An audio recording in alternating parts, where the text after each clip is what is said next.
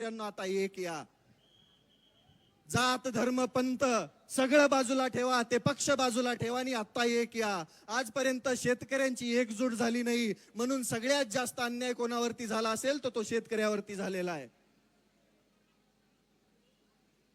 1-1 lakh कोटीचे project आहेत त्यांचे, त्याच्यामध्ये सगळ्यात जास्त नुकसान शेतकऱ्यांचं आहे. ज्या शेतकऱ्यांकडे 4-2 एकर जमीन आहे ती घेण्याचा पण घाट या सरकारने घातलाय. शक्तीपीठाचं तुम्हाला माहितच असेल.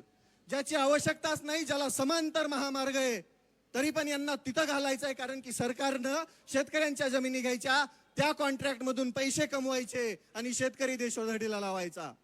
माझी स्पष्ट मागणी आहे सरकारला, तुम्ही जर या 2 जाचकाठी लवकरात लवकर मागे घेऊन सरसकट सर्व शेतकऱ्यांना 2 लाखांपर्यंत कर्जमाफी नाही दिली तर आम्ही मंत्रालयावर पण धडकायला कमी करणार नाही. आम्ही त्यावेळेस आमच्या हातात रुमणं असेल आणि खांद्यावरती आसूड असेल, त्याचा वार आणि त्याचा आवाज तुमच्या कानामध्ये घुमल्यावरती तुम्ही लाईनीवरती येणार, वटणीवर येणार. वाटोळं झालंय शेतकऱ्यांचं. कोणत्याही योजनेला निधी नाहीये, फंड नाहीये. सर्वसामान्य शेतकऱ्याचे आता पेरण्या तोंडावरती आहेत, बियाणं व्यवस्थित उपलब्ध नाहीये. या वर्षी तर दुष्काळाचं सावट आहे. खुद मुख्यमंत्रीच म्हणताय की 1950 सारखा दुष्काळ पडणार आहे जणू. मग याच्यामध्ये शेतकरी कसा जगणार नेमका? त्याच्या डोक्यावरती कर्जाचा डोंगर असताना तो सर्वाइव्ह कसा करणार, जगणार कसा, आणि तो पुढे त्याचं कुटुंब कसं जगवणार, हा प्रश्न आहे शेतकऱ्यांच्या पुढं. काही नसतंय, सर्वसामान्य शेतकऱ्याच्या हातामध्ये काही सुद्धा नाहीये. बियाण्यांपासून ते विक्रीपर्यंत सगळं काही सरकार ठरवणार, आणि ज्या वेळेस माल येतो त्यावेळेस पण त्याचा भाव बी सरकार आणि आडते व्यापारी ठरवणार. शेतकऱ्याच्या हातामध्ये धतुरा कायमस्वरूपी तेच लागत आलंय. सर्वसामान्य शेतकऱ्यांना लुटायचं काम इथलं सरकार करत असताना आपण शांत बसून चालणार नाही. माझी त्या सर्व महाराष्ट्रातील शेतकऱ्यांना विनंती आहे, आज आमदार रोहितदादा पवारांच्या पाठीमागे उभा राहावं लागेल. 3 दिवसापासून पोटात अन्नाचा कण नाहीये. हे आपल्यासाठीच चालू आहे. जर माफी झाली तर ते सगळे 36,000 शेतकरी त्या निकषांमध्ये बसणार आहेत. त्या 36 लाखांपैकी कमीत कमी 36,000 तरी इथं दिसायला पाहिजेत. त्याच वेळेस इथल्या सरकारवरती दबाव बसणार आहे. माझी महाराष्ट्र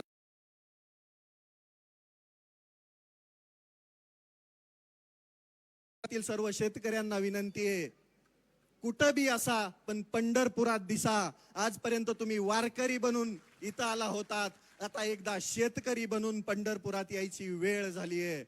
आमदार रोहितदादा पवारांचे हात बळकट करायची वेळ झाली आहे. हे तुमच्यासाठी चालू आहे फक्त. याच्यामध्ये कोणता स्वार्थ, कोणता स्टंट किंवा अजून काही नाहीये. मुळातच या राज्यामध्ये विरोधक ठेवायचाच नाही असा सरकारचा घाट आहे. त्याच्यासाठी 4-2 भिकारचोट सोडलेली येतं. काल एक जण बकवास करत होता, दलिंदर. अरे 2 मारावे वाटले, आई शपथ सांगतो. नाव घेतलं लय बुडाला आग लागल, घेणार नाही, तुम्हाला समजून गेला असेल. लाजा वाटत नाहीत का तुम्हाला बोलत असताना? लाजा. अरे जनाची नाही मनाची तरी ठेवा ना. कोणीतरी शेतकऱ्यांसाठी लढत असताना तो स्टंट कसा असू शकतो?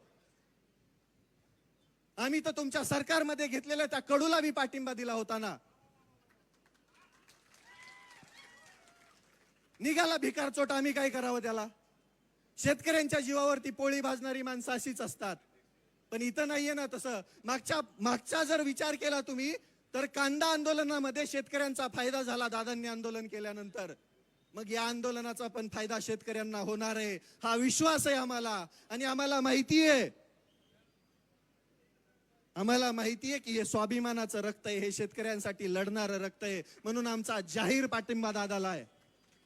आता माघार नाही. जोपर्यंत या 2 जाचकाठी सरकार रद्द करत नाही, जोपर्यंत सरसकट सर्व शेतकऱ्यांना 2 लाखांपर्यंत कर्जमाफी सरकार देत नाही, तोपर्यंत आम्ही माघार घेणार नाही. आता आम्ही शांततेमध्ये आहोत, आता आम्ही शांत बसून आहोत. याचा अर्थ असा नाही की आम्ही शंड आहोत. आम्हाला लढायचंही माहितीये. छत्रपती शिवरायांचा वारसा सांगतोत आम्ही. डॉक्टर बाबासाहेब आंबेडकरांनी दिलेलं संविधान, त्यांनी दिलेलं सगळं साहित्य वाचून इथं अन्यायाविरुद्ध लढणारे हात आहेत आमचे. सर्वसामान्य शेतकरी शिक्षित नसला, सत्तेच्या वळचणीला बसणारी ही बांडगुळ कधीच सर्वसामान्य शेतकऱ्यांचं हित बघू शकत नाही. आणि जो शेतकऱ्यांसाठी लढतोय त्यांना पाठीमागं ओढण्याचं काम इथली हीच बांडगुळ करतायत. अजून एक होतं, मंत्री झालाय पाठीमागून येऊन समजलं असेल, म्हणे शेतकऱ्यांच्या नावाने वोट बँक. अरे वोट बँक तर तुम्ही चोरली शेतकऱ्यांची, शेतकऱ्यांना खोटी आश्वासनं देऊन. आणि प्रत्येक वेळेस राजकारण नसतं, कधी कधी समाजकारण आणि शेतकरी पण असतो, तो बघा.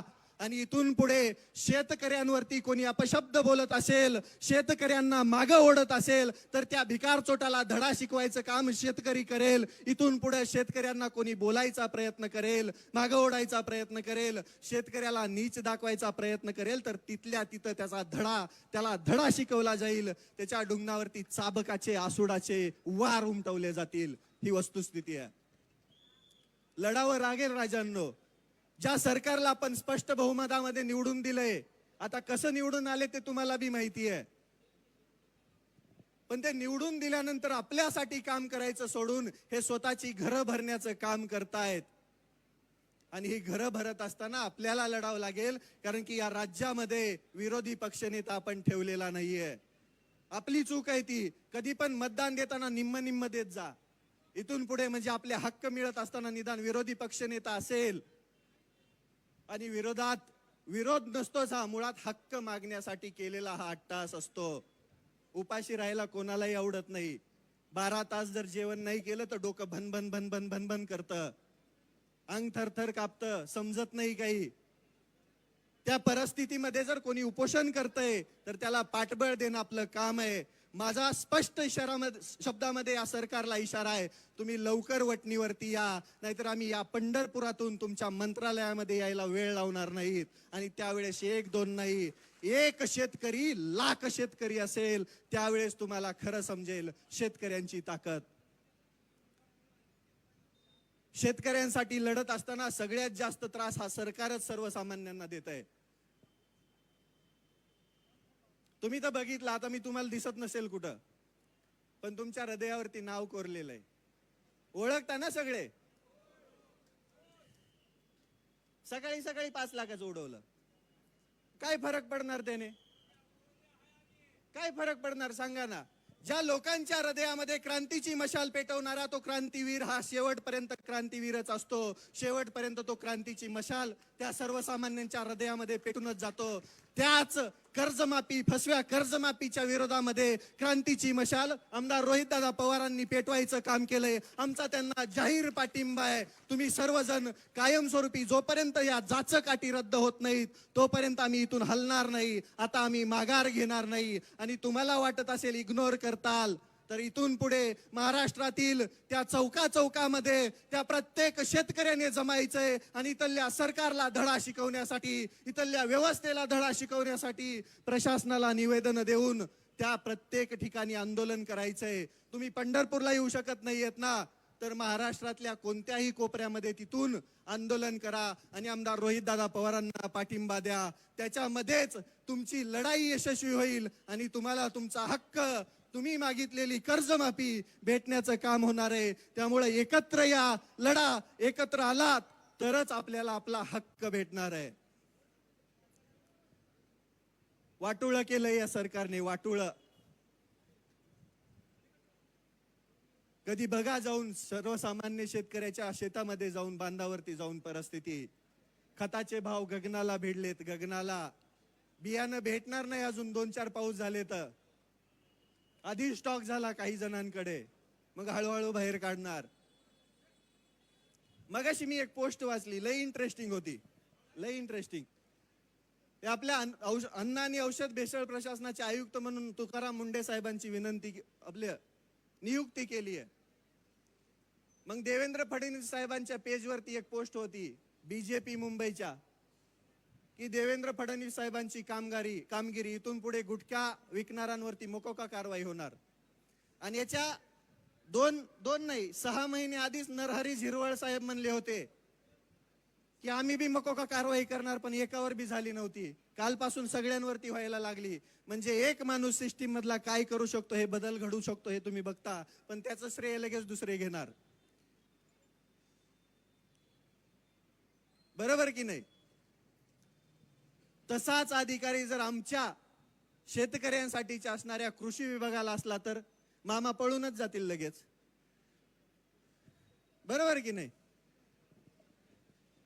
परवा दिवशी तर म्हणे एका शेतकऱ्याला, माझ्याकडे त्या शेतकऱ्याचा असो, अक्षरशः ऊस जळाला होता. ऊस किती असंवेदनशील असतात ही माणसं, तुम्ही बघा. ऊस जळाला, त्या शेतकऱ्याने उन्हात बसून आंदोलन केलं.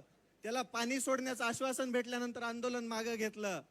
त्याची मागणी होती फक्त जळालेल्या ऊसाचा पंचनामा करा.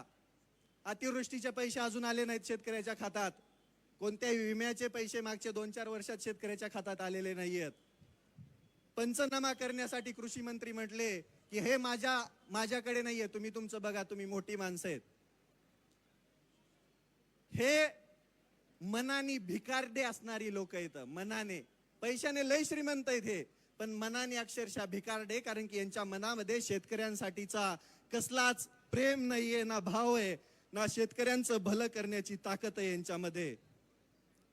पण आम्ही शेतकरी पण खमके येत, आम्ही शेतकरी पण असे तसे नाहीयेत, आजचे कच्चे बच्चे नाहीयेत. आमच्यामुळेच तुम्ही आहेत. तुम्हाला उद्ध्वस्त करायला आणि तुम्हाला उकडून फेकायला या शेतकऱ्यांच्या लेकरांना, शेतकऱ्यांना वेळ लागणार नाही. त्यामुळं सुधरा बांडगुळांनो आणि शेतकऱ्यांची सरसकट कर्जमाफी करा. शेतकऱ्यांना 2 लाखापर्यंतचा कर्जमाफीचा लाभ सरसकट द्या. तसल्या अटीतटी तुमच्याकडेच ठेवा. तुम्ही पैसे कमवताना, तुम्ही भ्रष्टाचार करताना अटीतटीच लावतात का, याचा पण विचार करा. परत एकदा सांगतो, रविराज साबळे पाटीलच नव्हे, या महाराष्ट्रातला तो सर्व शेतकरी, ज्या शेतकऱ्याला आज गरज आहे कर्जमाफीची, ज्या शेतकऱ्याला गरज आहे त्यांच्या हक्काची, तो प्रत्येक शेतकरी आमदार रोहितदादा पवारांच्या आंदोलनाला, या उपोषणाला पाठिंबा देत आहे. सरकारने लवकरात लवकर जागं व्हावं, अन्यथा आम्ही रस्त्यावरती उतरलोत, आम्ही शांततेचा मार्ग सोडला तर तुम्हाला खुर्च्या सोडून पळून जावं लागेल. तुम्हाला खुर्च्या सोडून, अक्षरशः महाराष्ट्र सोडून पळून जावं लागेल. त्यामुळे लवकरात लवकर या आंदोलनावरती तोडगा काढा आणि ज्या जाचं काठी लावल्यात त्या मागे घेऊन सरसकट सर्व शेतकऱ्यांची कर्जमाफी करा.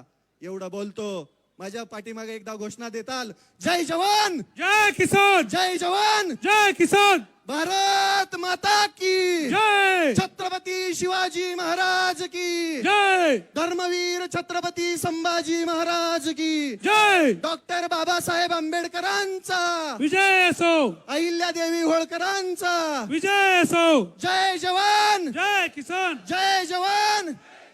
धन्यवाद. जय हिंद, जय महाराष्ट्र. शेतकरी आहे चुटीचा, शेतकरी आहे चुटीचा.